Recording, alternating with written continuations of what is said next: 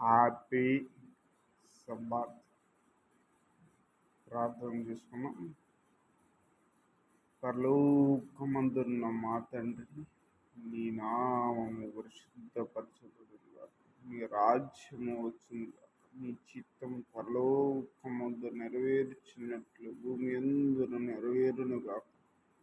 మానుదిన ఆహారం నేడు మాకు దయచేయము. మాడల అపరాధములు చేసిన వారిని మేము క్షమించి ఉన్న ప్రకారం మా అపరాధములను క్షమించుము. శోధన తేక కీడు నుండి తప్పించుము. రాజ్యము, శక్తియు, మహిమయు నిరంతరము నీవు నావు తండ్రి. ఆమేన్, ఆమేన్, ఆమేన్. మనకు దేవుని యొక్క ఆజ్ఞలు ఉన్నవి. మొదటి ఆజ్ఞ, నేను తప్ప వేరొక దేవుడు నీకు ఉండకూడదు. పైన ఆకాశం అందే కానీ, కింద భూమి అందే కానీ, భూమి క్రింద నీళ్ళ అందే కానీ ఇండు దేని రూపము నైనను విగ్రహమునైనను నువ్వు చేసుకొనకూడదు. వాటిని సాగిలపడకూడదు. వాటిని పూజింపకూడదు. మూడవ ఆజ్ఞ, నీ దేవుడైన యెహోవా నామమును వ్యర్థముగా నుచ్చరింపకూడదు. యెహోవా తన నామమును వ్యర్థముగా నుచ్చరింపు వారిని నిర్దోష్టిగా ఎంచడు. విశ్రాంతి దినమును పరిశుద్ధముగా ఆచరించుటకు జ్ఞాపకముంచుకొనుము. 6 దినములు నీవు కష్టపడి నీ పని అంతయు చేయవలెను. 7వ దినము నీ దేవుడైన యెహోవాకు విశ్రాంతి దినము.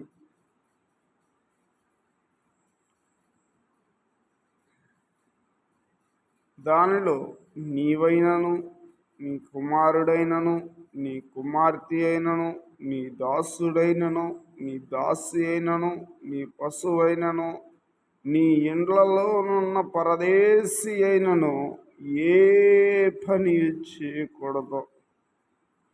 6 దినములు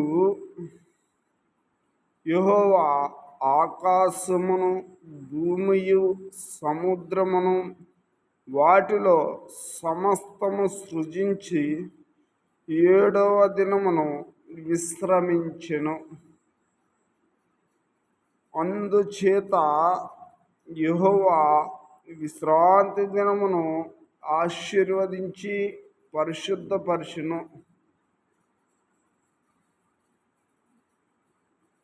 నీ దేవుడైన యెహోవా నీకు అనుగ్రహించు దేశంలో నీవు దీర్ఘాయుష్యమంతుడు అగునట్లు నీ తండ్రిని, నీ తల్లిని సన్మానింపుము. నరహత్య చేయకూడదు. వ్యభిచరింపకూడదు. దొంగిలింపకూడదు. నీ పొరుగువాని మీద అబద్ధ సాక్ష్యము పలకకూడదు. నీ పొరుగువాని ఇల్లు ఆశింపకూడదు. నీ పొరుగువాని భార్యనైనను, అతని దాసునైనను, అతని దాసి అయినను, అతని ఎద్దునైనను, అతని గాడిదనైనను, నీ పొరుగువానిదగు దేనినైనను ఆశింపకూడదు అని చెప్పెను. ప్రియమైన దేవుని సంగమా, దేవుని బిడ్డలారా, దావీదు గారు చూసినట్లయితే ఆజ్ఞలను పాటించాడు. ఆ యొక్క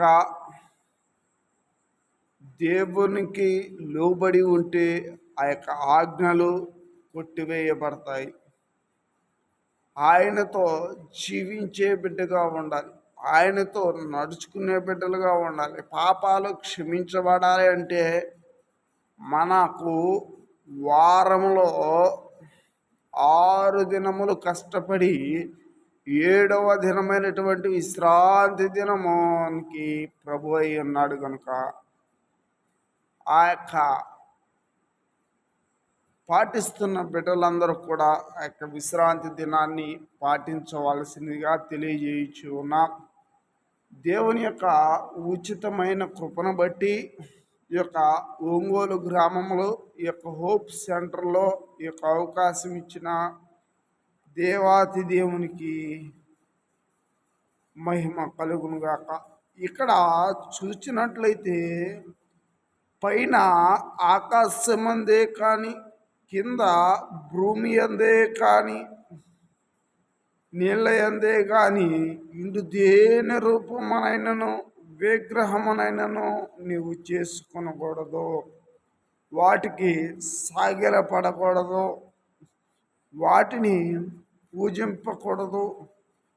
ప్రియమైన దేవుని సంఘం, ఆ దేవుని బిడ్డలారా, యేసు ప్రభు వారే ఏర్పాటు చేశాడు విశ్రాంతి దినాన్ని. ఎందుకంటే ఈ యొక్క లోకంలో మనమందరము కూడా ఒక రాజకీయ నాయకులు చెప్తూ ఉంటారు, వాళ్ళ మాటలు వినకూడదు, డేటులు మారుస్తూ ఉంటారు.